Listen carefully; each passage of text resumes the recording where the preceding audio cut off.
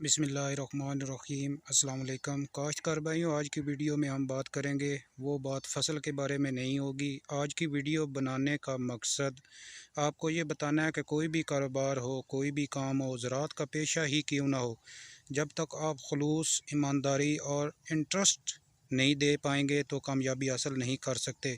आप वो काम उस तरीके से नहीं कर पाएंगे जो इसकी रिक्वायरमेंट हो। मज़ीद बात करने से पहले एक छोटी गुजारिश, अगर आपने हमारा चैनल सब्सक्राइब नहीं किया तो हमारा चैनल कर लें सब्सक्राइब और साथ ही बेल के बटन को दबा लें ताकि इस तरह की वीडियो का नोटिफिकेशन आपको बर वक्त मिल सके।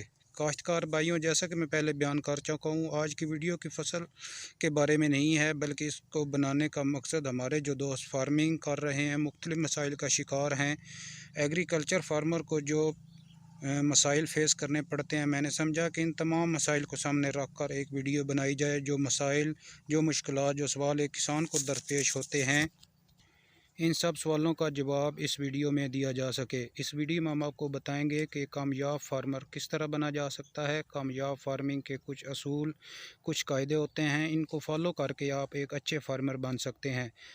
फार्मिंग के लिए सबसे पहली बात और ख़ास बात मैनेजमेंट है। इंसान उस वक्त तक अच्छा और कामयाब फार्मर नहीं बन सकता जब तक वो एक अच्छी मैनेजमेंट ना कर सके।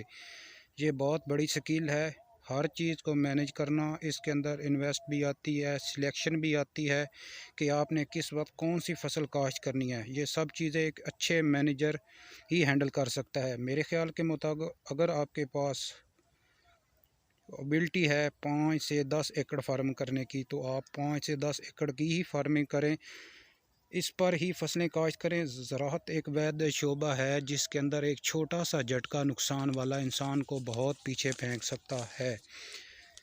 आप अपनी ज़राअत को, अपनी जो आपने फसल लगाई उसको अच्छे तरीके से मैनेज करें, नुकसान से बचें। मैनेजमेंट के अंदर एक किसान के पास अपने ज़रूरी आलात होने चाहिए ताकि जो फसल जिस वक्त काश होती है उसे बर वक्त काश किया जा सके। इसके अंदर जो है वो बीज की सिलेक्शन, खाद का इस्तेमाल, अदवायात, गोडी और स्प्रे जिस वक्त इसको दरकार हो उस वक्त उसको गुड फार्मर जो है वो दे सके। यानी ज़िम्मेदारी को आप इसकी देखभाल इस तरह करनी पड़ती है जैसे एक छोटे बच्चे की आप करते। अल्हम्दुलिल्लाह मेरा यकीन है, मेरा ईमान है, अगर ज़मींदारी के साथ मुखलस हैं, अपने कारोबार के साथ पूरी मेहनत के साथ काम करते हैं, तो अल्लाह पाक आपकी मेहनत को ज़ाया नहीं करेगा और आपको ज़रूर रिज़्क देगा। अगर आपकी मैनेजमेंट की स्किल बहुत ज़्यादा है, यानी कि आप 30, 40, 50 एकड़ पर फार्मिंग कर सकते हैं, देन आप इतनी ही काश्त करें, इतनी ही इन्वेस्टमेंट है तो आप ऐसा कर सकते हैं। मतलब आप जो फसल काश्त करते हैं वो इन्वेस्टमेंट के बगैर नहीं काश्त कर सकते। आपको खादों की ज़रूरत पड़ेगी, आप खादें दे दें तो नुकसान नहीं होगा। अगर आप फसल काश्त कर लेते हैं तो आपके पास पैसे नहीं हैं या आप उधार किसी से पैसे लेते हैं, तो जब तक आपको उधार पैसे मिलेंगे तो आपकी फ़सल ख़राब हो चुकी होगी। मतलब टाइम पर आप उसके अंदर जो है वो खादों की मैनेजमेंट नहीं कर सकेंगे। इसलिए जितनी आपके पास इन्वेस्टमेंट हो उतना ही आप काम करें। फसल के अंदर ताख़ीर ना करें किसी चीज़ की भी। इस तख़ीर करने, अगर आप तख़ीर हो जाते हैं तो इसके दो नुकसान हैं। एक वक्त पर फसल जो जिसकी ज़रूरत होती है आप नहीं दे पाएंगे, इससे फसल का नुकसान होगा और आपका मुनाफा भी कम होगा। सियाने कह गए हैं कि जितनी चादर हो इतने ही पाँव फैलाने चाहिए, यानी आपके पास जितना पैसा हो इसके हिसाब से फार्मिंग करें। मेरे नाक़िस इल्म के मुताबिक हमारे अंदर एक मसला पाया जाता है जिसे हम पंजाबी में रीस कहा करते हैं। यानी कि आप देखें कि हम लोग कहते हैं कि यार फ़लाँ बंदे ने जो है वो इतनी फसलें लगाई हुई हैं, ये कुछ कर रहा है, वो कुछ कर रहा है, वो इतना मुनाफा ले रहा है। भाई मेरा उसकी अपनी किस्मत, आपकी अपनी किस्मत। आप उसकी तरह मेहनत करें, उसकी तरह आपके अंदर अगर स्किल है, एबिलिटी है तो आप भी कर सकते हैं। अगर इन्वेस्टमेंट लगा सकते हैं तो करें, इंशाअल्लाह ताला आपको फ़ायदा होगा। देखें कुछ ज़िम्मेदार जो हैं वो नुकसान के डर से ज़िम्मेदारी तर्क कर चुके हैं, छोड़ चुके हैं। उनको मेरा एक बरादराना मशवरा है कि ज़िम्मेदारी में हमेशा अप डाउन फॉल आते रहते हैं। अगर आपको एक फ़सल में नुकसान हो जाए तो दूसरी फ़सल में आपको फ़ायदा भी हो सकता है। इसलिए बार बार कह रहा हूँ कि आपकी जितनी बड़ी इन्वेस्टमेंट इन्वेस्टमेंट करेंगे नुकसान भी इतना ही ज़्यादा होगा।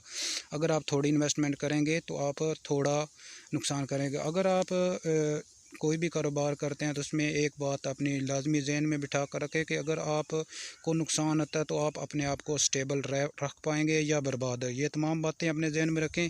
एक और बात जो मैं करना चाहता हूँ, रवायती और गैर रवायती ज़िम्मेदारी। गैर रवायती ज़िम्मेदारी में जैसा कि बेमौसमी सब्ज़ियाँ टनल के अंदर लगाई जाती हैं तो इस पर अच्छी खासी इन्वेस्टमेंट करनी पड़ती है। ये कुछ ज़िम्मेदार ही ऐसे हैं जो कर पाते हैं लेकिन ज़्यादा ये नहीं कर पाते। इसलिए आप अगर ज़्यादा इन्वेस्टमेंट है तो फिर भी मैं आपको मशवरा दूं कि अगर आपके पास 40-50 एकड़ रकबा है तो उसमें से तकरीबन 10-15 एकड़ पर आप फार्मिंग करें। जो ज़मीन बच जाए उसके ऊपर वो फसल काश्त करें जिसमें कम से कम इन्वेस्टमेंट करनी चाहिए। फॉर एग्ज़ाम्पल बैंगन, शलगम, कद्दू, करेला लगाएं।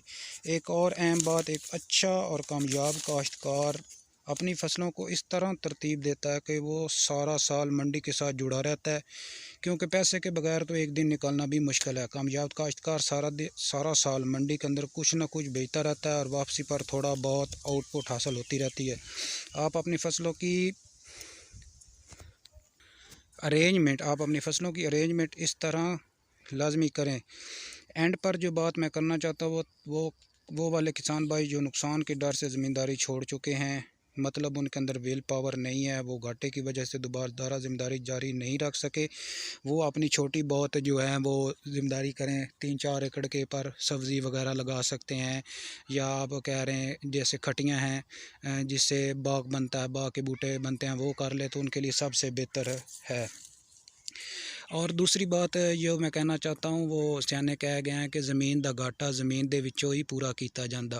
अगर आप ये कहें कि हम जो ज़मीन के अंदर से हमें या फसल के अंदर से हमें नुकसान मिला है, इसका घाटा जो हमें नुकसान हुआ है, ये हम कोई दूसरा कारोबार करेंगे उसके अंदर से मुनाफा मिलेगा तो हम इसका पूरा कर लेंगे, तो ये ऐसी कोई बात नहीं है भाईजान। ऐसा आप कभी नहीं कर पाए। याद रखिए, अगर एक फसल के अंदर आपको नुकसान होता है तो दूसरी फसल के अंदर मुनाफा भी मिल जाता है। इसलिए वो फसलें लगाएं जिसके अंदर इन्वेस्टमेंट कम हो। इन्वेस्टमेंट कम होगी तो नुकसान भी कम होगा, ज़्यादा इन्वेस्टमेंट होगी तो इतना ही ज़्यादा फ़ायदा भी होगा। मैं सिर्फ फ़ायदे की बात नहीं कर रहा, इतना नुकसान भी हो सकता है। सबसे आखिरी बात, फार्मिंग वो बंदा करे जिसे ज़राअत में इंटरेस्ट, ज़ौक़ और शौक़ हो तो ही कामयाबी हासिल की जा सकती है। मैं ये सारी बातें अपने नाक़िस इल्म और बड़ों के तजुर्बे से आपके सामने रख रहा हूँ।